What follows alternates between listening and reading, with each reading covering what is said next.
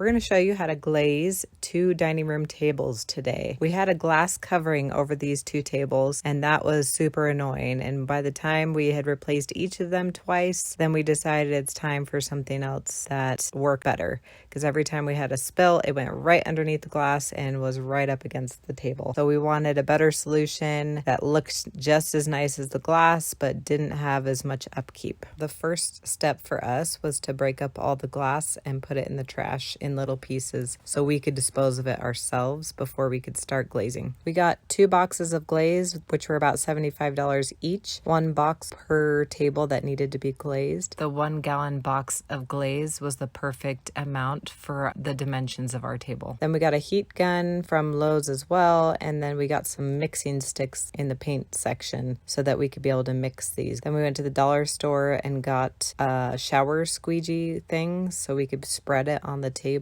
easier. I thought this would be softer on the wood than the plastic options. Then we got 4 buckets. I probably should have gotten more buckets from the dollar store to be able to mix the mixture together, but the 2 buckets worked fine for us for the first table, and then we used 2 other buckets for the second table. We didn't reuse the same buckets for the second table that we were glazing. We also bought some paint brushes for along the edges of the table. This is going to be the finish that we're going to put on, which will be more kind of like a bar table type. The 1 gallon will cover about 25 square feet of table, and this is 3.5 by 7 feet.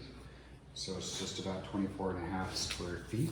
So we're going to use a full gallon to cover each table and have a little left over for the bench and for the sides. So first we've got 2 buckets. We're going to use the full gallon so we don't have to pour it into separate containers.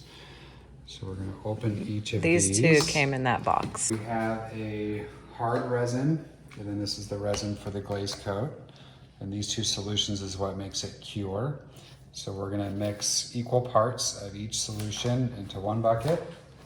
We're going to stir it with this wooden stick for about 6 minutes. We're supposed to time it exactly 6 minutes. We're then going to pour it into a clean bucket for another 6 minutes where we'll continue to stir it. It's important not to use power tools or you'll get extra bubbles. So you're supposed to just have a continuous stirring motion. After the second stirring of 6 minutes, we'll pour it onto the table. And we have these things to go ahead and spread it evenly. It's supposed to cure and self-level itself, but this is just to help spread it out for the most part. So now the table's level. Once we pour that on, we'll use our heat gun, which is meant to be used about 10 to 12 inches away from the table surface. If you're using a mini blowtorch, you're supposed to be 6 to 8 inches away. And you're supposed to use a waving motion so that you don't have any large amount of heat in one area that will make it turn yellow, or it'll make the air bubbles turn into a dimple as it cures. But you have to do this in the liquid phase while it's curing, or else the bubbles will get stuck. And the heat gun is to get rid of bubbles. And then brushing the edges, right? And then we'll brush the sides. So we're going to go ahead and open these. This is a 1/2 gallon of side B, which is the hardening solution. At the same time, we'll continue to pour this in. Instructions say that it's going to appear somewhat hazy at first, and that's normal. So don't be alarmed, even though it's anticipated to be a clear coat. You might have a hazy solution to start. You don't want to shake the mixtures up. It'll increase the amount of bubbles that you have.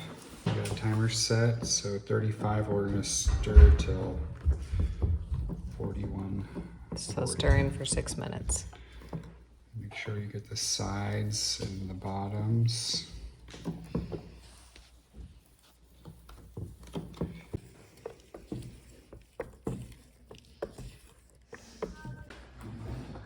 Pour this.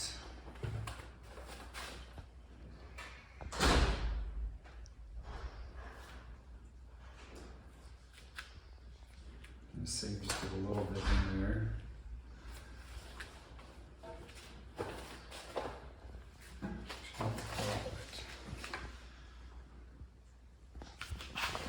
You take the bucket.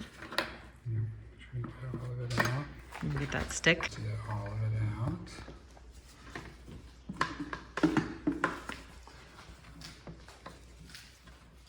Important to wear gloves this. This is not good for your skin. You've got about 10 to 15 minutes, it says, until You can see bubbles already. it starts to cure. That's what the heat gun's good for. So by 58, so 10 more minutes. Start spreading this as evenly as possible. Recommended spread is 1/8 of an inch, nothing more than that. We started out slowly just like this, but once we realized that we didn't have very much time to work with the product, then I jumped in and started helping move things along. He would squeegee it to the edge and I would help kind of brush it. And then we would take turns with the heat gun and move along as quickly as we could. We put a tarp underneath the tables so the glaze could just drip down onto the tarp. This actually worked out really well because it ended up just hardening onto the tarp. And then once everything was dry, I just peeled it off the tarp and it came up really easily. If I did this project again, I would have put plastic bags around my feet so that I wasn't stepping in the glaze as we were moving around, because it doesn't come off your feet as nicely as it does off the tarp after it hardens. So if you can cover your feet with something that you can throw away in the end, that will make your life so much nicer. Okay, now we are going to let it sit. It's still like dripping off the edges, but we're gonna let it keep dripping, self-leveling on its own, because the table is level, so we are just going to let it keep drying. And the bottom is all taped anyway, so we plan on making sure all that, the drips are taken care of in the end. This is the before. Here's the after. Looks awesome. Okay, now we're getting ready to do this other table and bench. We thought we'd have enough product for the bench and the table. We probably should have bought more of the glaze in order to do the bench, but we thought it would work out. Once we realized that we were running out of product, then we focused on just doing the table and making sure the table looks nice. So the bench didn't turn out as nicely as the table, but we plan on going back in the future and going over that again because you can layer glaze. As it was drying and as the dripping along the sides slowed down, I just went along the bottom of the table with a brush to just catch that extra drippiness, and I just kept doing that until it wasn't drippy anymore, just so that when I pulled off the green tape that's underneath the table, then it wouldn't be difficult to do. Wiping those drippies also help prevent having to sand the glaze in the end when it hardens. I think it ended up turning out really nicely having done it like that. So here's the final product. We are so happy with how things turned out. It looks beautiful and it actually holds up really nicely as well. We are so glad we moved from glass, which is a way more expensive option, and went with this glaze instead. We like fixing our own stuff, so if you're interested in more videos like this, feel free to subscribe.